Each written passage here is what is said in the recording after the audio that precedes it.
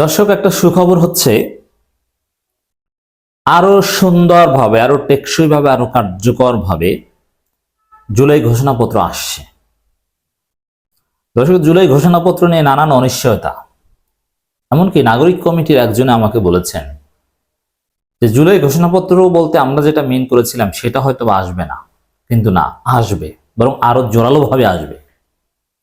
এবং এই জুলাই ঘোষণাপত্রের বিষয়ে সবচেয়ে সিরিয়াস হওয়া উচিত জামাত ইসলামের, যদিও জামাত ইসলামের ক্ষেত্রে মধ্যমপন্থী একটা স্ট্যান্স নিয়েছে, কিন্তু জামাত ইসলামের সিরিয়াস হওয়া উচিত শিক্ষার্থীদের সাথে সুর মিলিয়ে যে না, জুলাই ঘোষণাপত্র আসতেই হবে।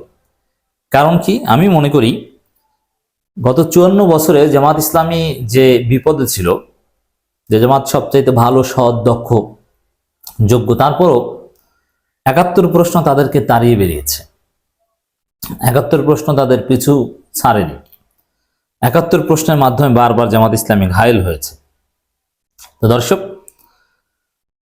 71 প্রশ্নের সমাধান জামাত করতে পারেনি গত 54 বছরে, কিন্তু আমি মনে করি জুলাই ঘোষণাপত্র জারি হওয়ার মধ্য দিয়ে 71 প্রশ্নের একটা সমাধান হবে। জুলাই ঘোষণাপত্রের মধ্য দিয়ে 47-এর মতো একটা ইভেন্ট হবে। 71 নিয়ে রাজনীতি করার কিছু থাকবে না। আগামী দিনে রাজনীতি হবে 24 ভিত্তিক, 71 ভিত্তিক নয়। গত 54 বছর রাজনীতি হয়েছে 71 ভিত্তিক, এবার রাজনীতি হবে 24 ভিত্তিক।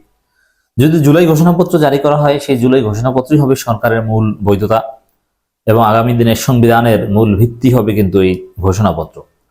অতএব এই ঘোষণাপত্র জামাতের জন্য ইজ ভেরি নেসেসারি। এবং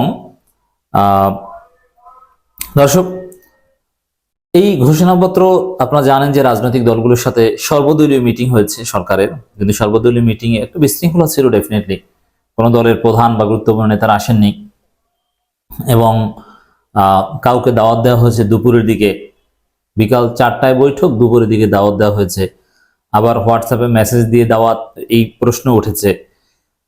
শেষ পর্যন্ত একটা বৈঠক হয়েছে, কিন্তু সেখানে আসলে তেমন কিছু হয়নি। জাস্ট এতটুকু ঐক্যমত হয়েছে যে না, জুলাই ঘোষণাপত্র দরকার আছে, বিএনপি এটা বলেছে, কিন্তু আবার আলোচনা করা দরকার, এই কথা বলেছে। সেই পর্যন্ত কিন্তু তেমন একটা আশার দিক ছিল না। কিন্তু এখন সরকার একটা উদ্যোগ নিয়েছে, সাধারণ জনগণের অভিমত নিবে সরকার জুলাই ঘোষণাপত্র বিষয়ে। এটা হচ্ছে আসল পদক্ষেপ। রাজনৈতিক দলগুলো তো মোটামুটি বলেছে সাধারণ জনগণের মতামতকে প্রাধান্য দেওয়া, একেবারে ডিরেক্ট ডেমোক্রেসি প্র্যাকটিস করা, একেবারে জনগণের কাছে যাওয়া, এই গণভোট বা সাধারণ জনগণের মতামত, এর চাইতে গণতন্ত্র আর হতে পারে না। এখন সরকার সাধারণ জনগণের অভিমত নিতে যাচ্ছে। আমি মনে করি রাজনৈতিক দলের পর সাধারণ জনগণকে সম্পৃক্ত করার মধ্য দিয়ে জুলাই ঘোষণাপত্র আরো সুন্দর হবে, আরো টেকসই হবে, আরো কার্যকর হবে, এবং আগামী দিনে রাজনীতি হবে 24 ভিত্তিক। জুলাই গণঅভ্যুত্থান ঘোষণাপত্র নিয়ে নাগরিকদের অভিমত চেয়েছে অন্তর্বর্তীকালীন সরকার। আগামী 23 জানুয়ারি পর্যন্ত চিঠির মাধ্যমে যে কেউ অভিমত পাঠাতে পারবেন। এখানে একটা বিষয়, যে 23 জানুয়ারি পর্যন্ত অভিমত পাঠাতে পারবেন, এর মানে মাসের পর মাস লেট হবে, বিষয়টা কিন্তু এরকম নয়। সরকার চেষ্টা করছে মোটামুটি দ্রুত করার, এই মাসের মধ্যে একটা চেষ্টা থাকবে, এবং রাজনৈতিক দলগুলোর সাথে আবারও বসতে হবে ডেফিনেটলি। এই অভিমতগুলো পর্যালোচনা করে একটি সংশোধিত ও সর্বজন গ্রাহ্য ঘোষণাপত্র প্রস্তুত করা হবে বলে জানিয়েছেন প্রধান উপদেষ্টার প্রেসিং। সরকার কাজ করছে। প্রধান উপদেষ্টা প্রেস সচিব আবুল কালাম আজাদ এক বার্তায় তথ্য জানান। বার্তায় বলা হয়, জুলাই ঘোষণাপত্র নীতিগতভাবে সর্বদলীয় সংলাপের পরবর্তী কর্মপন্থা হিসেবে গণঅভ্যুত্থানের অংশ নেওয়া রাজনৈতিক দল সহ সব অংশীজন থেকে অভিমত নেওয়া হচ্ছে। আপনাদের সুচিন্তিত অভিমত চিঠি মারফত পাঠাতে পারেন মাহফুজ আলম উপদেষ্টা, প্রধান উপদেষ্টা কার্যালয়, এই ঠিকানায়। আগামী 23 জানুয়ারি পর্যন্ত চিঠি মারফত আপনাদের অভিমত জানতে পারবেন। এটা হচ্ছে ডিরেক্ট ডেমোক্রেসি। জনগণের মতামতের উপরে কোনো মতামত নেই।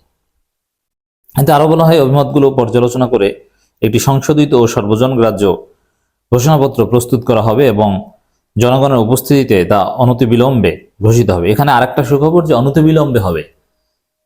নাগরিক কমিটির অনেকে আমার সাথে ব্যক্তিগত আলাপচারিতে হতাশা প্রকাশ করেছেন যে দ্রুত হচ্ছে না, এবং ওই অর্থে ঘোষণাপত্র আর হচ্ছে না, এটা মেনে নিতে হবে। কিন্তু না, দ্রুতই হচ্ছে, ঘোষণাপত্র হবে, আরো সুন্দরভাবে হবে।